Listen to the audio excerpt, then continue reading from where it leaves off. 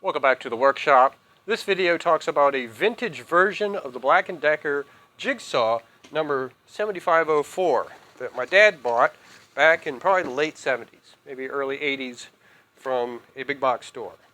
We do have a lot of parts to it. We have the original box. We have the jig saw itself with a very short cord. We have a factory service card sheet. We have the instructions, the original instructions, and what appears to be the end of a receipt. It says 80 cents tax. That's a long time ago, April 8th. And thank you for shopping at Acme, which I thought Acme was a grocery store, but I'm not sure where he bought this from. And it could have been from the grocery store.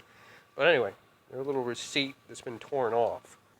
So in filming this, while I was filming it, this little pink tag or orange tag fell off.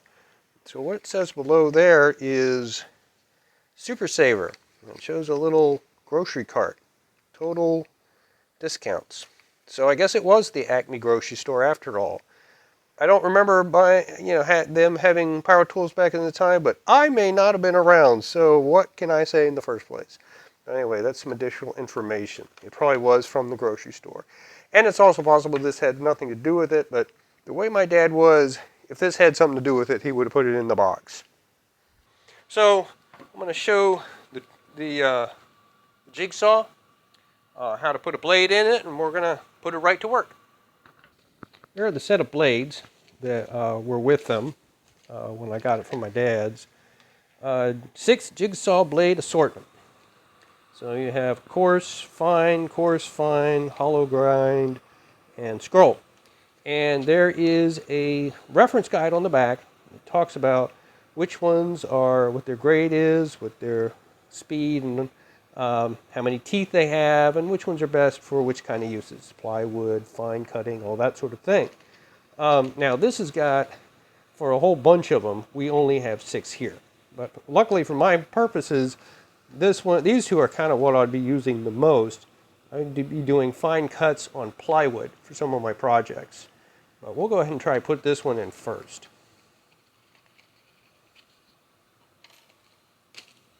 So there's a spot up through here that it goes in, a little screw.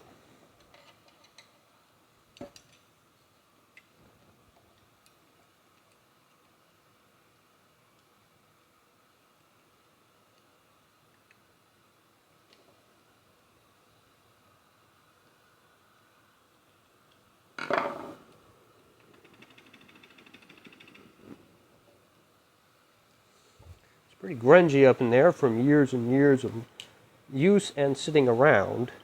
There's also a little hole here for putting machine oil in, which is something you did a lot of back then, but I don't see tools needing that now because, of course, the engines inside are much different. This is probably, let's see, there's a fan on the side, and there's probably a lot of oil material type motor being used here, whereas today we have brushless things and that sort of kind of motors in our power tools.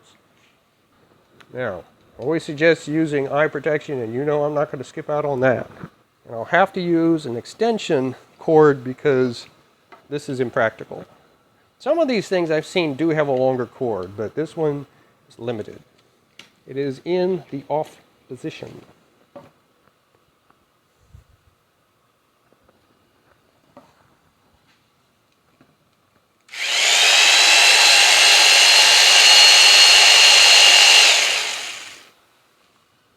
Also making sure that the blade is straight. Seems like it's a little cantered over a little bit. That could be from use, or it could be just looking at it based on the foot. And it does have a nice foot for gliding along on the board that you're going to cut. Here is a piece of plywood that has already been marked that I will be cutting.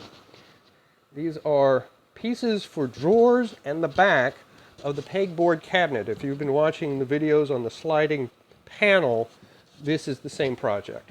And so I need to cut these out so I can work on the drawers, and then this is the back for the actual, that will help attach it to the pegboard. Let's get started.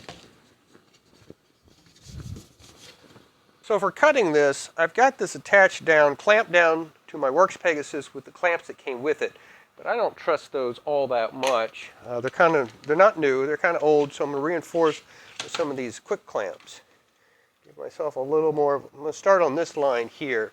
This is for the back panel of the pegboard cabinet. So I'll put one here and then the other one over here.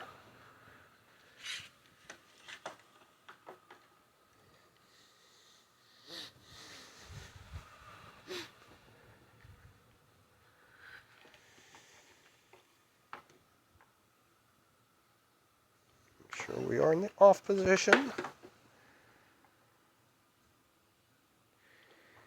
Now these things can do a lot of different things. You can drill a hole and all that kind of stuff. This is just a basic cut.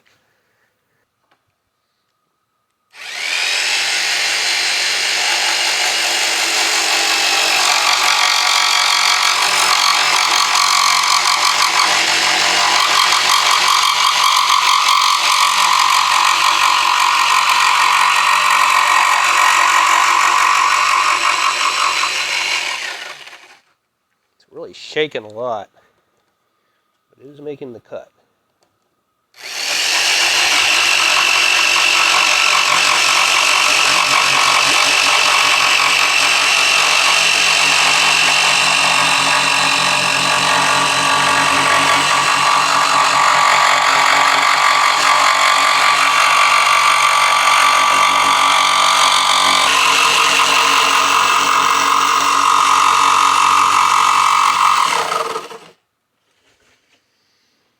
Makes quite a bit of smell too. There's the line. It's not straight at all, but it didn't get into my actual line, which is a good point because I can always shave that off with a plane on a shooting board. So that's good. It didn't cut into my piece.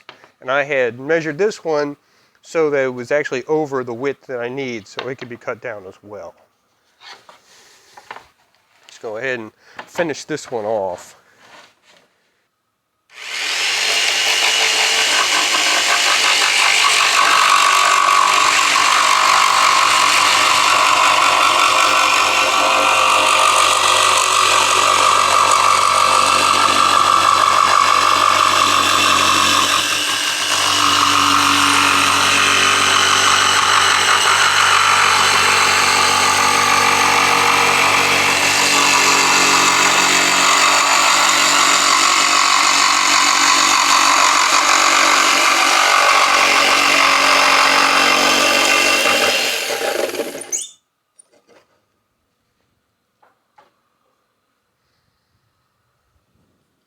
Okay, well, again, didn't go over the line. I kept it outside the line, but it's not a straight line either. It wavers around. It was really shaky to use. Really wanted to jump around. I really had to hold it on there. I didn't feel like a newer Jig Saw that it really kind of glided along. It was really choppy, and I don't know if you could tell the Pegasus was bouncing around too. So I don't know if that's the age of the thing or if that's common for a Jig Saw. I've never used one before this one. All right, first of all, let's plug it. Now, so the blade that I used on this last cut, let's get our blades back out. So this blade that we just used is a 1362. It's rated as plywood and veneers, fine type of cut, medium speed, 10 teeth per cut. So I used it on the type of material and for the type of cut that I wanted, but for some reason it was really jumpy. So I'm going to try a different one to see how that works. Go ahead and remove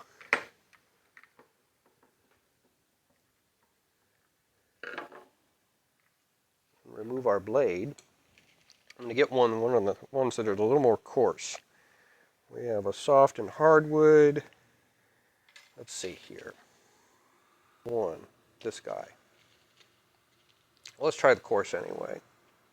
There's also blades for metal cutting, which I am not doing at this moment, but may try at some point. But I'm not dealing with sheet metal, and the metal that I'm working with, I'm able to use tools from the Gagnon chest for cutting and bending, that sort of thing. Let's try this coarse blade and see what happens.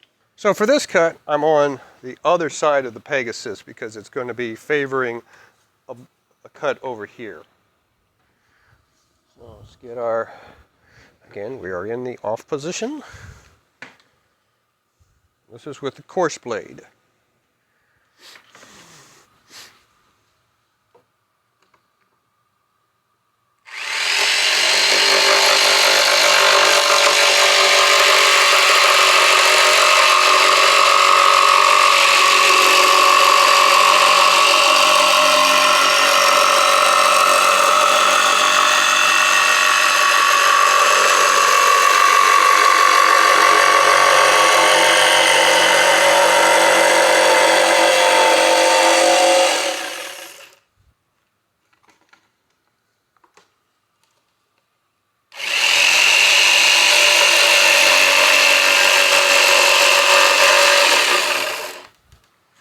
I will say right away, that was a much nicer cut.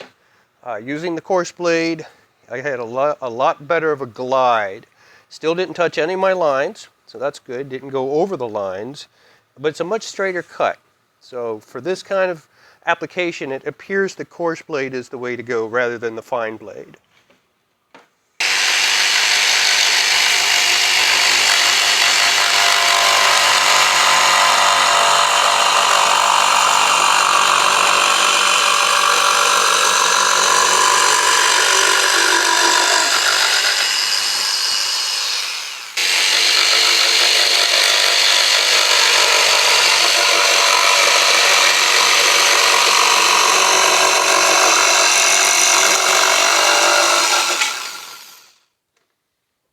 There are a lot of other features that this Black & Decker jigsaw does, things like pocket cutting, things like placing the blade this way, turning it on and starting a cut this way that then moves in. But those are techniques that I have not done yet and probably need some practice on before I start using it in my projects. For me, just simple cuts, straight cuts are all I really need for scroll work or turns. It certainly would probably do that well, but honestly, I think I'd get a more modern version of this than trust this old thing. I'm not sure it will do that well.